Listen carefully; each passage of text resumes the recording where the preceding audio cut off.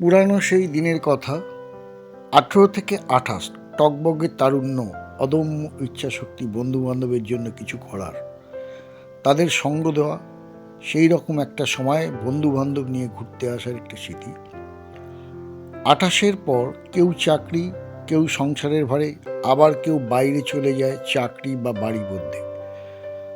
তখন আস্তে আস্তে সব বন্ধুত্ব ফিকে হতে হতে 40 থেকে 45-এ এসে সেটা একেবারেই মুছে যায়। 9 মাসে 6 মাসে দেখা হলে ওই কেমন আছিস আর সংসারের আলোচনার মধ্যেই সব সীমাবদ্ধ থাকে।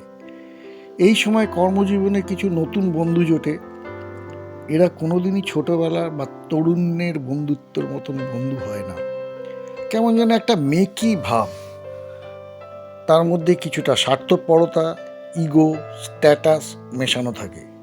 55 থেকে 60-এর পরে এদের আর খুঁজে পাওয়া যায় না। 60-এর পর আবার সেই পুরনো স্মৃতি আস্তে আস্তে ফিরে আসে। মনে পড়ে তাদের কথা। এর মধ্যে কেউ থাকে, কেউ চিরতরে হারিয়ে যায়। কিন্তু মনে মনে একটা ইচ্ছা থেকে যায়, আবার যদি ফিরে পেতাম সেই 18 থেকে 28-এর সময়টা, যেটা হারিয়ে এসছি।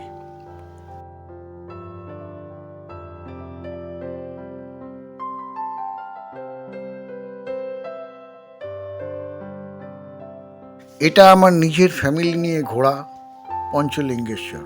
তখন আমার ছেলে মেয়ে খুবই ছোট। সেই সময় পঞ্চলিঙ্গেশ্বরের যে স্মৃতি, সেটা আপনাদের সামনে তুলে ধরলাম।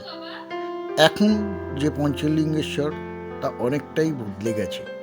সেই সময় ঘন জঙ্গল, আদিবাসীদের বাস, হোটেল খুব একটা ছিল না। একটাই হোটেল, আমাদের বাঙালি হোটেল ছিল দমদমের, কালুদা বলে তার নাম। লোকটির সঙ্গে আলাপ হয়ে আমার খুবই ভালো লেগেছে। উনি আমাদের খুব যত্নও করেছেন।